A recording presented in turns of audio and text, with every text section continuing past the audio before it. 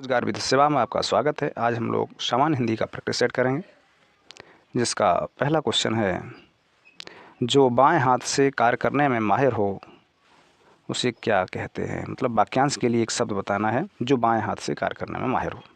Option A वामसाची, option B वामी, option B दक्षिणावर्त या फिर ऑप्शन डी सब्यसाची। इसका सही आंसर है option D Sabyasachi. Next question, जो व्याकरण का ज्ञाता हो उसे क्या कहते हैं। ऑप्शन ए व्याकरण का दाता ज्ञाता, ऑप्शन बी व्याकरण शास्त्री, ऑप्शन सी व्याकरण या फिर ऑप्शन डी व्याकरणिक। इसका सही आंसर है व्याकरण। इसका सही है व्याकरण। इस शुद्ध शब्द भी पूछा जाता है, व्याकरण ऐसे लिखा जाता है। जो व्याकरण का ज्ञाता हो उसे क्या कहते हैं, व्याकरण। नेक्स्ट क्वेश्चन, निम्न में से कौन सा शब्द पुल्लिंग है। ऑप्शन ए दही, ऑप्शन बी शान, ऑप्शन बी सी तितली या फिर ऑप्शन डी लाज। पुल्लिंग और स्त्रीलिंग को कैसे पहचानेंगे, इसको प्रयोग शब्द में प्रयोग कर लें। जैसे लाज बचाई गई तो ये हो गया स्त्रीलिंग, उसकी शान रह गई मतलब ये भी उसमें हो गया स्त्रीलिंग।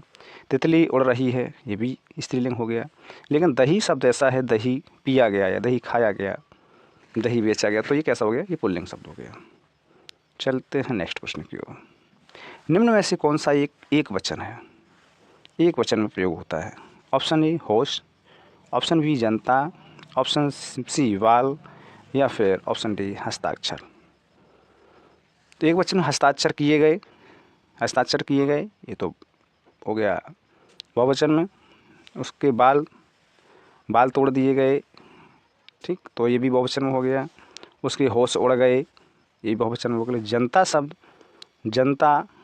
जनता शब्द कैसा है, ये एक वचन है। हालांकि जनता शब्द एक वचन है, लेकिन जनता में आते तो कई लोग हैं, लेकिन शब्द हर समय जनता एक वचन में ही प्रयोग किया जाता है। इसका सही आंसर है ऑप्शन बी जनता। नेक्स्ट क्वेश्चन, निम्नलिखित में हेतु मध्य भविष्यत काल का वाक्य है।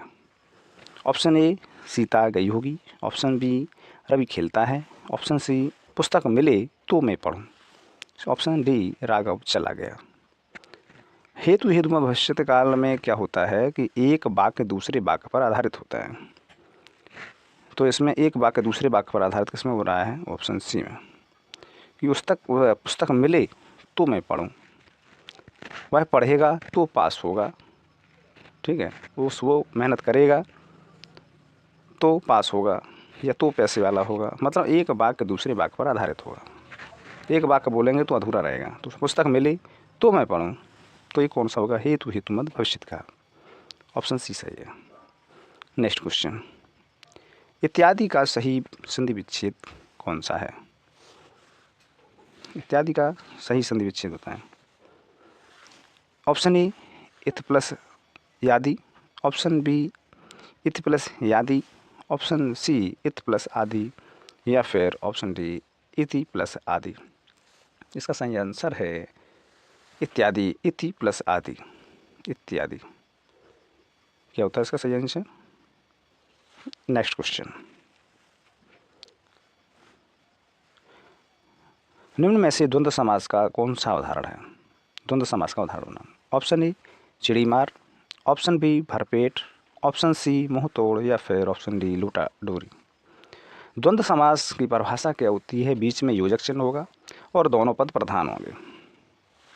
तो इसमें कौन सा ऐसा ऑप्शन है जिसमें दोनों पद प्रधान हैं और बीच में योजक चिन्ह है।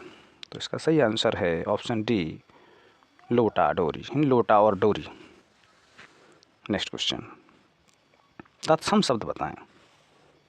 तत्सम शब्द मतलब संस्कृत के समान शब्द यानी शुद्ध शब्द। ऑप्शन ए जलद, ऑप्शन बी बादल, ऑप्शन सी हवा या फिर ऑप्शन डी पानी।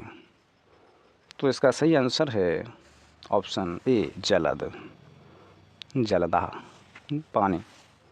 पानी शब्द ये ऐसा है, ये पानी शब्द है जो ये तद्भव शब्द है, लेकिन पूछा गया है तत्सम शब्द। तो इसका तत्सम शब्द कौन सा है, ऑप्शन ए जलद। नेक्स्ट क्वेश्चन, सरेंद्री का पर्यायवाची, बहुत इंपॉर्टेंट क्वेश्चन। इंपॉर्टेंट क्वेश्चन है। सरंध्री, सरंध्री का पर्यायवाची बहुत पूछा जाता है। ऑप्शन ए विश्व, ऑप्शन बी सहेली, ऑप्शन सी कर या फिर ऑप्शन डी सूर्य। सरंध्री, मेरी सहेंद्री यानी मेरी सहेली, इसका सही आंसर है ऑप्शन बी सहेली।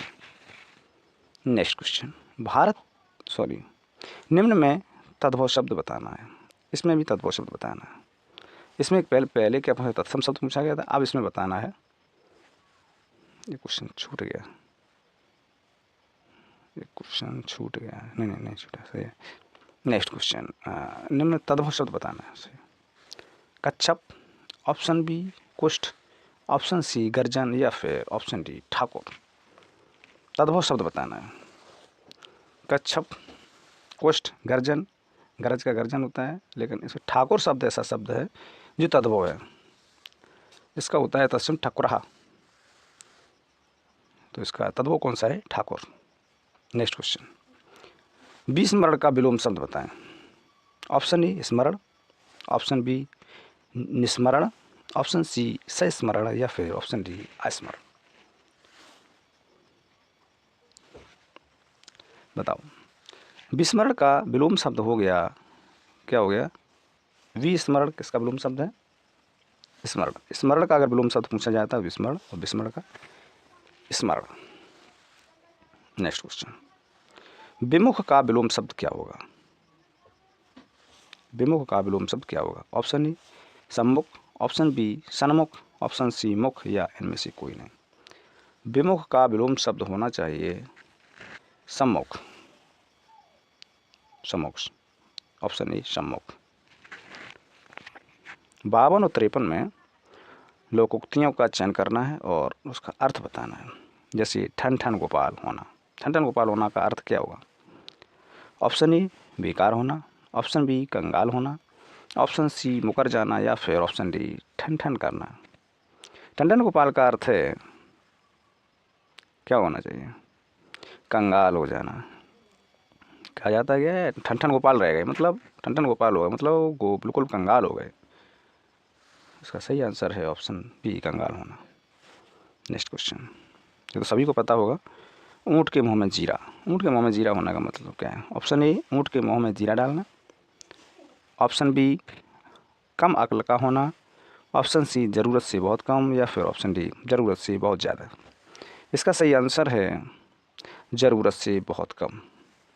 आपको जितनी ज़रूरत है उससे बहुत कम। जैसे ऊँट के मुंह में जीरा, ऊँट को अगर जीरा खिलाएंगे तो क्या होगा? कोई मतलब नहीं रहा उसके मुंह में। बहुत जरूर जिसको उसको ज़रूरत है जितने की, उससे बहुत कम, नहीं ज़रूरत से बहुत कम ऊँट के मुंह में जीरा होना। नेक्स्ट क्वेश्चन, निम्न में से शुद्ध वर्तनी है, शुद्ध वर्तनी बतानी है।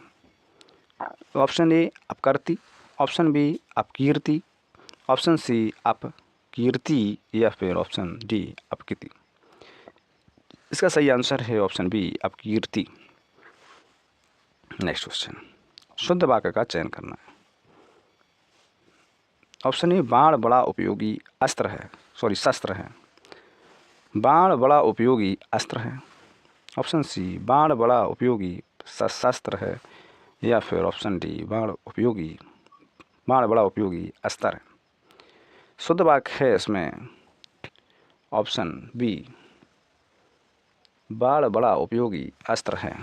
इसका सही आंसर है ऑप्शन बी बाण बड़ा उपयोगी अस्त्र है। ठीक है, क्योंकि बाण उपयोगी अस्त्र है। जबकि तलवार कैसा है? तलवार अगर होता तो यहाँ शस्त्र हो जाता, क्योंकि शस्त्र धारण किए जाते हैं और अस्त्र फेंक कर चलाए जाते हैं। जैसे भाला फेंक कर चलाया जाए तो कैसा हो गया? अस्त्र हो गया। बाण फेंक कर चलाया अस्त्र हो गया। तलवार शस्त्र है, क्योंकि शस्त्र धारण किए जाते, फेंक कर नहीं चलाए जाते हैं। नेक्स्ट क्वेश्चन, शुद्ध वाक्य है, इसके मात्र 1-2 उपाय हैं। ऑप्शन बी इसके एक मात्र 2 उपाय हैं। ऑप्शन सी इसके मात्र केवल 2 उपाय हैं या फिर ऑप्शन डी इसके केवल 2 उपाय। बताइए, इसका सही आंसर है इसके केवल 2 उपाय। ये 3 ऑप्शन कैसे गलत हैं? इसके मात्र 1-2 उपाय गलत है। इसके ऑप्शन बी इसके मात्र 2 उपाय, ये भी गलत हो गया। और इसके मात्र केवल, ये दोनों शब्द आगे मात्र केवल नहीं आना चाहिए था, तो ऑप्शन सी, इस ऑप्शन डी इसका सही, इसके केवल 2 उपाय। नेक्स्ट क्वेश्चन, निम्न में से किसमें उ प्रत्यय का प्रयोग हुआ है? उ प्रत्यय का प्रयोग हुआ है। ऑप्शन ए लड़ाकू, ऑप्शन बी पढ़ाकू, ऑप्शन सी चाकू, या इनमें से कोई नहीं। उ प्रत्यय का प्रयोग हुआ है, बताओ। उ प्रत्यय का प्रयोग हुआ है। प्रत्यय कहाँ लगाए जाते हैं? हर समय शब्द के बाद में। उपसर्ग कहाँ लगाए जाते हैं? शब्द के पहले। तो लड़ाकू में उ प्रत्यय है, बिल्कुल सही बात है। पढ़ाकू में उ प्रत्यय है, बिल्कुल सही बात है। चाकू में उ प्रत्यय है, नहीं, इसमें नहीं है। तो इसमें यह होना चाहिए कि उ प्रत्यय का प्रयोग नहीं हुआ है, नहीं शब्द लगा होना चाहिए, तब ये सही होगा। तो इसका सही आंसर होगा ऑप्शन सी चाकू। तो पढ़ाकू में भी है, लड़ाकू में भी है, लेकिन चाकू में उ प्रत्यय का प्रयोग नहीं है। चलते हैं नेक्स्ट प्रश्न की ओर। निम्न में विशेषण है। ऑप्शन ए संयुक्त, ऑप्शन बी संयोग, ऑप्शन बी वियोग, या फिर ऑप्शन डी अवियोग। विशेषण का मतलब होता है जो संज्ञा और सर्वनाम की विशेषता बताए उसे कहते हैं विशेषण। तो उसमें संयुक्त शब्द ऐसा है जो विशेषण है। चलते हैं नेक्स्ट प्रश्न की ओर। जो पहले कभी नहीं हुआ, वाक्यांश के लिए एक शब्द बताएं। ऑप्शन ए भूतपूर्व, ऑप्शन बी उत्तर पूर्व, ऑप्शन डी अभूतपूर्व, या ऑप्शन डी अद्भुत। जो पहले कभी नहीं हुआ हो, जो पहले हुआ हो उसे बोलते हैं भूतपूर्व, और जो पहले नहीं हुआ है तो हो गया उसका अभूतपूर्व। अगर हुआ होता यहाँ तो भूतपूर्व, और जो पहले कभी नहीं हुआ तो बोलेंगे इसको अभूतपूर्व। इसका सही ऑप्शन सी सही आंसर। नेक्स्ट क्वेश्चन, हे प्रभु आनंददाता ज्ञान हमको दीजिए, शीघ्र सारे दुर्गुणों को दूर हमसे कीजिए, में कौन सा छंद है? ऑप्शन ए दिक्पाल, ऑप्शन बी हर गीत का, ऑप्शन सी गीत का, या फिर ऑप्शन डी रोला। पहले तो हम मात्राएं गिनते हैं, उसके बाद पता करते हैं कि कौन सा इसमें छंद है। हे ये कैसा है? दीर्घ स्वर है, इसकी 2 मात्राएं होंगी, इसकी 1 मात्रा होगी, इसकी भी 2 मात्राएं होंगी, 2 मात्राएं, और इसमें ना और प्लस आधा ना, ये मिल जाएगा, दीर्घ स्वर हो जाएगा। और दा का भी 1 मात्रा और 2 मात्राएं, 2 मात्रा। इस तरीके से कितनी मात्रा हुई है? 2 और 1 3, 2 5, 2 7, 2 9, 10, 10 2 12, 2 14, 14 मात्रा। एक चरण में 14 मात्रा होगी। ठीक, अब यहाँ से दूसरा चरण शुरू होता है। ज्ञान हमको दीजिए, इसकी 2 मात्राएं, ना की 1 मात्रा, 1 मात्रा, 1 मात्रा, 2 मात्रा, और इसकी भी 2 मात्रा, और इसकी 1 मात्रा, और एक क्या है लघु वर्ण है तो इसकी भी 2 मात्राएं। तो इसकी मात्रा कितनी हुई? 2 3 4 5, 2 7, 2 9, 10 और 2 12। तो 14 और 12 किसकी मात्रा होती हैं? 14 12 होती हैं गीतका की। इसका सही आंसर है ऑप्शन सी गीतका। इसके प्रथम चरण में 14 और द्वितीय चरण में 12 मात्राएं। हर गीतका में कितनी होती हैं? हर गीतका में होती हैं 16 12। और रोला में कितनी होती हैं? रोला में होती हैं 11 13। इस प्रकार इसका सही आंसर है ऑप्शन सी गीतका। मात्राओं का ज्ञान बहुत ज़रूरी है। पहले मात्राएं अगर नहीं गिन पाएंगे तो आप छंद का पता नहीं लगा पाएंगे। नेक्स्ट क्वेश्चन, अब बताइए 61 और 62 में अनेकार्थी शब्द का दूसरा अर्थ बताना है। क्वेश्चन है अवस्था, उसका अर्थ है उम्र, और दूसरा क्या अर्थ हो सकता है?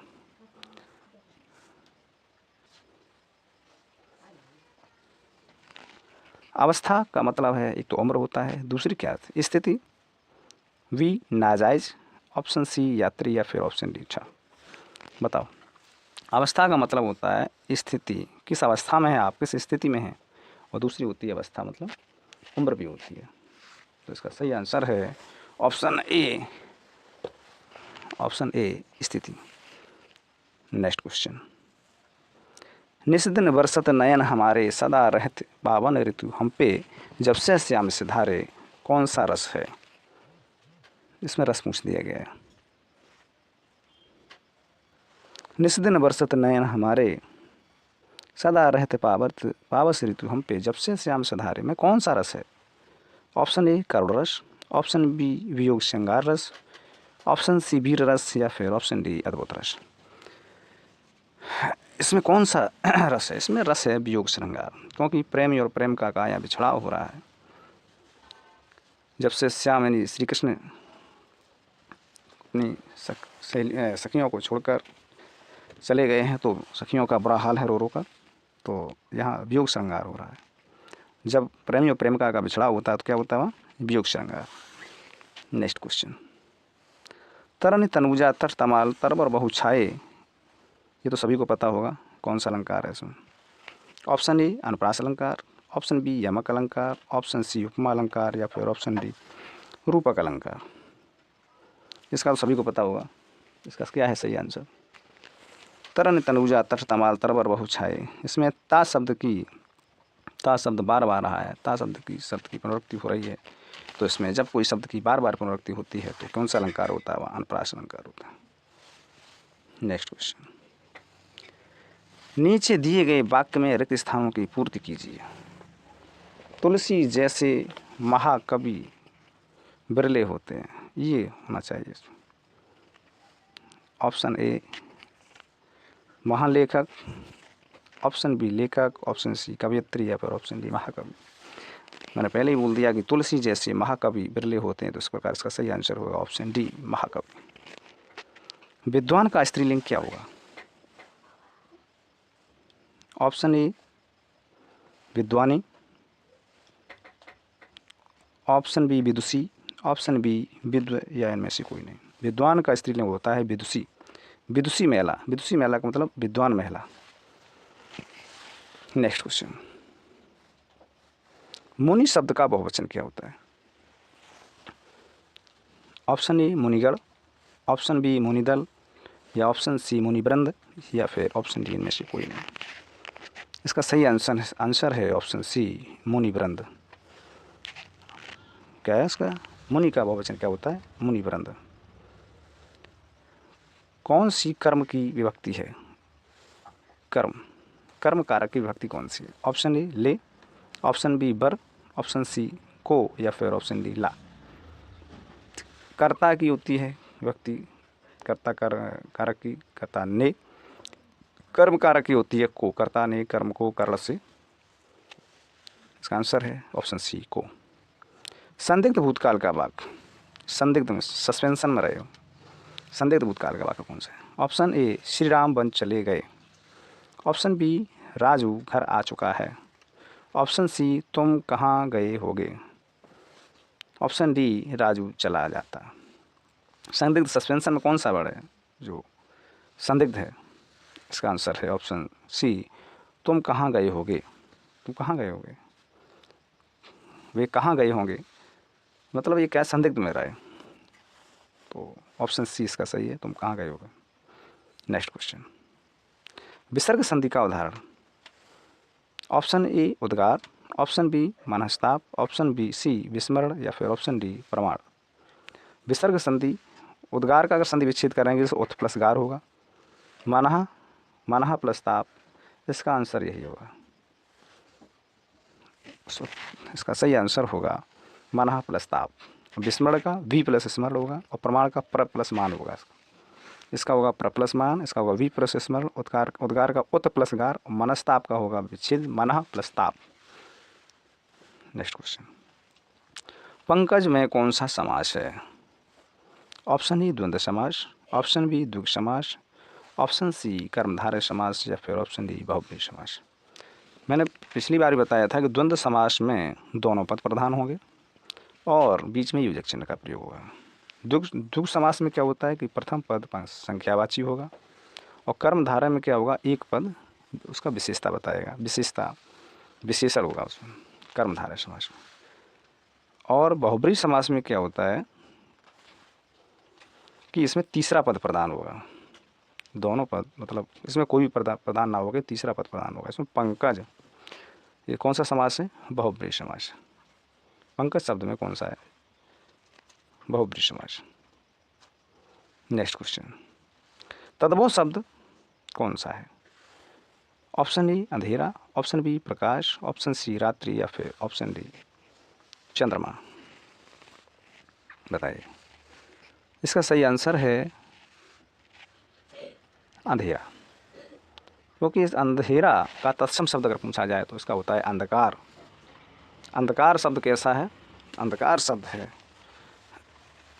तत्सम शब्द, और अंधेरा है कैसा? तद्भव शब्द। रात्रि कैसा शब्द है? रात्रि तत्सम शब्द है, रात अगर पूछा जाए तो तद्भव शब्द है। नेक्स्ट क्वेश्चन,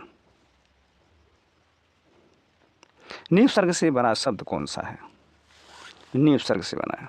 ऑप्शन ए निर्दोष, ऑप्शन बी निष्प्रह, ऑप्शन सी निरीक्षण, या फिर ऑप्शन डी निवेश। निपसर्ग से बना कौन सा है? निर्दोष का नि प्लस दोष, नि प्लस दोष, इसमें विसर्ग आएगी, और निष्प्रय लगाइए, निरीक्षण भी नहीं है, निर प्लस इच्छर होता है इसका, और निवेश का है नि प्लस वेश, निपसर्ग से बना हुआ है निवेश। नेक्स्ट क्वेश्चन, परतंत्र का विलोम शब्द कौन सा है? ऑप्शन ए परितंत्र, ऑप्शन बी स्वतंत्र, ऑप्शन सी परित्याग, या ऑप्शन डी पहुरातन।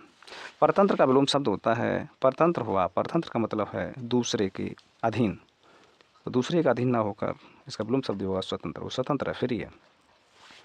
नेक्स्ट क्वेश्चन, निम्न में परिमाणवाचक विशेषण कौन सा है? बहुत अच्छा क्वेश्चन। परिमाणवाचक, वे तीनों घर गए हैं। ऑप्शन बी वह अब यहाँ नहीं है, ऑप्शन सी कुछ आम लाओ, ऑप्शन डी जया सुंदर लड़की है। क्या है परिमाणवाचक इसमें? इसमें है कुछ आम लाओ, वो भी कैसे है? अनिश्चित वाचक परिमाणवाचक है, निश्चित वाचक नहीं है, अनिश्चित वाचक परिमाणवाचक है। कुछ आम लाओ। नेक्स्ट क्वेश्चन, और ये लास्ट क्वेश्चन है। नीचे दिए गए अनेकार्थी शब्द का दूसरा अर्थ बताना है। दूसरा अर्थ बताना है।